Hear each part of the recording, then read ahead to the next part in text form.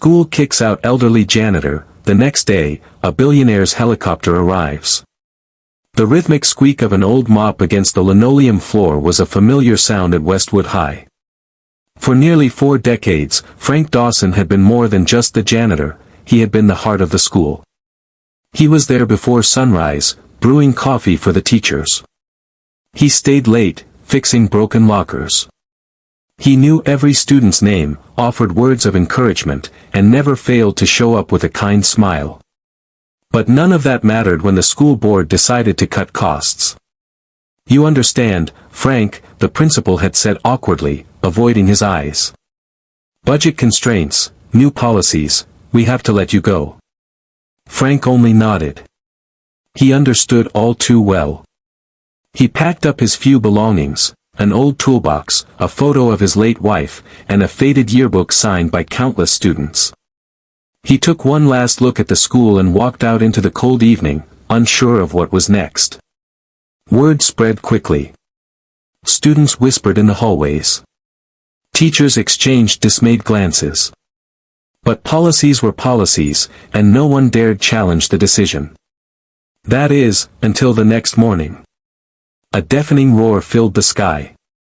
Students and staff rushed outside just in time to see a sleek black helicopter descending onto the football field. Its doors swung open, and out stepped a man in an expensive suit, his presence commanding attention.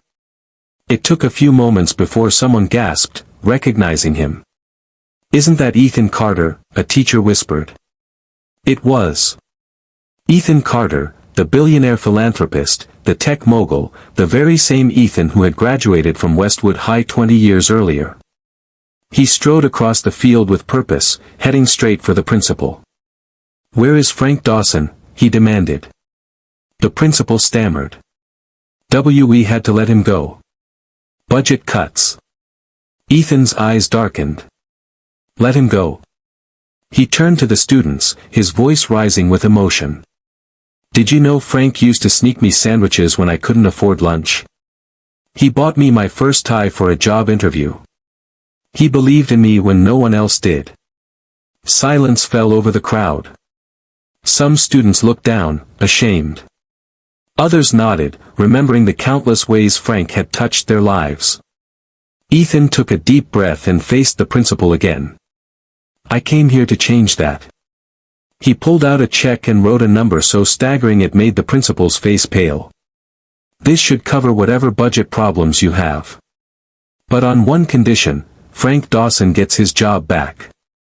And not just as a janitor. As head of student services." Gasps rippled through the crowd. A cheer erupted. Students started clapping, some even crying. Later that day, Frank sat in his modest home, staring at the newspaper headline, "Billionaire returns to save beloved janitor." His phone rang, it was Ethan. "Frank," Ethan's voice was warm, "you gave me my start. Now let me do the same for you." Tears welled in Frank's eyes. "Son, you already did." The next day, Frank returned to Westwood High, but this time, he wasn't holding a mop. He walked into his new office, one filled with books, a desk, and a plaque on the wall that read, "Frank Dawson, Head of Student Services, because one person can make a difference." And as he looked around at the faces of students who had gathered to welcome him back, he knew that kindness always finds its way home. I've crafted an emotional and inspiring short story based on your prompt. Let me know if you'd like any adjustments or refinements.